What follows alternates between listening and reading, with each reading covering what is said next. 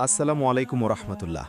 প্রিয় ভাই ও বোনেরা, আশা করি আল্লাহর অশেষ রহমতে সবাই ভালো ও সুস্থ আছেন। আজকের বিষয় হচ্ছে ৫ ওয়াক্ত নামাজ পড়ার ফজিলত কি। বেশি কথা না বলে শুরু করি। ৫ ওয়াক্ত নামাজ পড়ার ফজিলত ও গুরুত্ব ইসলামে অপরিসীম।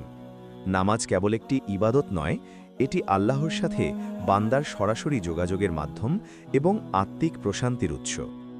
নিচে ৫ ওয়াক্ত নামাজের প্রধান ফজিলতগুলো সুন্দরভাবে উপস্থাপন করা হলো। ১. গুনাহ মাফ ও পবিত্রতা লাভ। রাসূলুল্লাহ সাল্লাল্লাহু আলাইহি ওয়াসাল্লাম নামাজের তুলনা করেছেন একটি প্রবাহমান নদীর সাথে।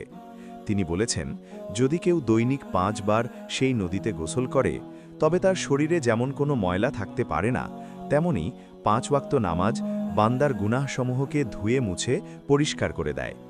২. আল্লাহর নৈকট্য ও ভালোবাসা অর্জন। নামাজ হল মুমিনের মেরাজ। সিজদারত অবস্থায় বান্দা আল্লাহর সবচেয়ে নিকটবর্তী হয়। নিয়মিত নামাজ আদায়ের মাধ্যমে আল্লাহর সাথে গভীর সম্পর্ক তৈরি হয় এবং মহান আল্লাহর বিশেষ রহমত ও ভালোবাসা পাওয়া যায়। ৩. পরকালে জান্নাত লাভের চাবিকাঠি।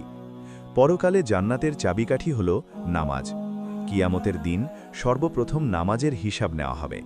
যার নামাজের হিসাব সঠিক হবে, তার পরবর্তী সকল হিসাব সহজ হয়ে যাবে। ৪. অশ্লীল ও মন্দ কাজ থেকে মুক্তি।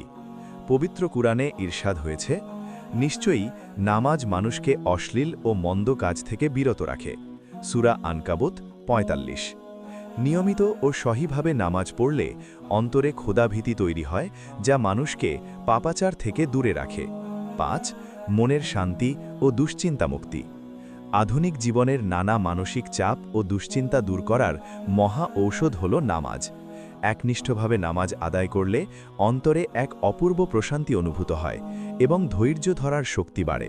৬. চেহারায় নূর ও রিজিকে বরকত। যারা নিয়মিত নামাজ পড়েন, আল্লাহ তাআলা তাদের চেহারায় একটি বিশেষ নূর অর্থাৎ আভা দান করেন এবং তাদের হালাল উপার্জনে বরকত দান করেন। আপনাদের যদি ভিডিওটি ভালো লেগে থাকে, তাহলে অবশ্যই লাইক দিয়ে পাশে থাকবেন এবং সুস্থ থাকবেন। আসসালামু আলাইকুম ওরহমতুল্লাহ।